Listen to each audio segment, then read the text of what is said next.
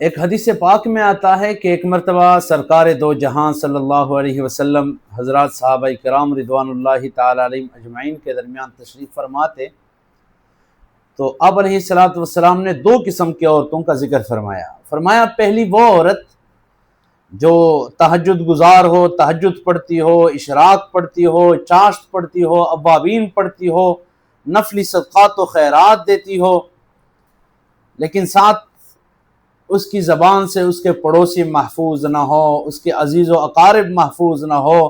کسی کو طعنہ دیا، کسی کو جو ہے وہ بد دعا دی، یا جو ہے وہ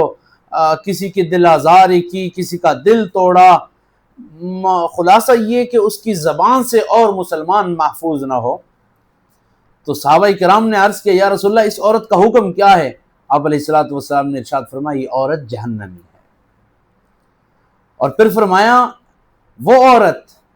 جو صرف فرائض پڑھتی ہو، سنن پر اکتفا کرتی ہو، نوافل نہیں پڑھتی، تہجد نہیں پڑھتی، اشراق، چاشت، اوابین، نفلی روزے نہیں رکھتی، نفلی صدقات نہیں کرتی،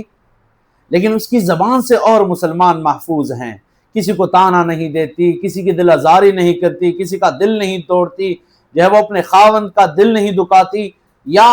کسی اور مسلمان بھائی کو تکلیف نہیں پہنچاتی اپنی زبان سے۔ صحابہ نے پوچھا یا رسول اللہ اس عورت کا حکم؟ تو آپ علیہ السلام نے ارشاد فرمایا یہ عورت جنتی ہے۔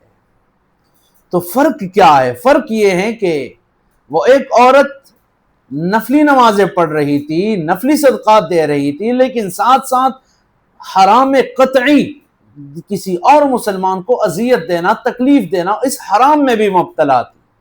اور دوسری طرف دوسری عورت وہ نفلی نوافل، نفلی عبادات تو نہیں کرتی تھی، لیکن اس حرام سے اپنے آپ کو بچائے رکھی تھی، اسی وجہ سے آپ علیہ السلام نے ایک کو جہنمی اور ایک کو جنتی کہا۔ تو سبق ہمارے لیے اس حدیث میں یہ ہے کہ اپنی زبانوں کو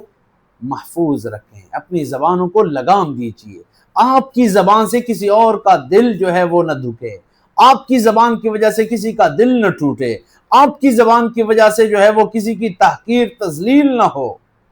اگر میں اور آپ اپنی زبان کو لگام دے گئے تو انشاءاللہ تعالی اللہ تعالی ہماری دنیا بھی بنائے گا، آخرت بھی بنے گی۔ اللہ پاک عمل کرنے کی توفیق عطا فرمائے۔